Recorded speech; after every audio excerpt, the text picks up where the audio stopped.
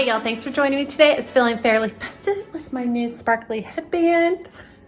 It's just ridiculous, and so I just had to have it because there's like a ton of rhinestones and I feel like I'm wearing a crown, so it's wonderful.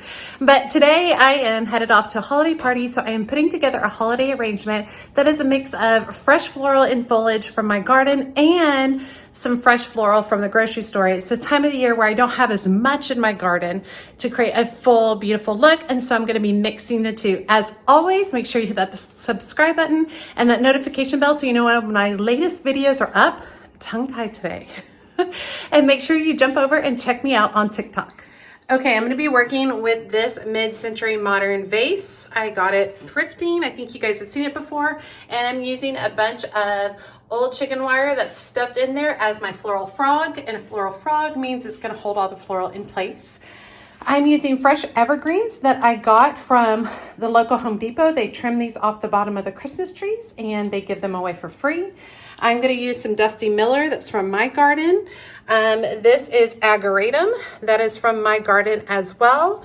I also have a mix of Sweet William or Dianthus right here. It's dark red, and some Night and Day Snapdragons, which are beautiful. And then I'm going to be mixing in some kind of purplish burgundy mums from the grocery store, some burgundy carnations, and finally some beautiful burgundy oriental lilies. Let's get started.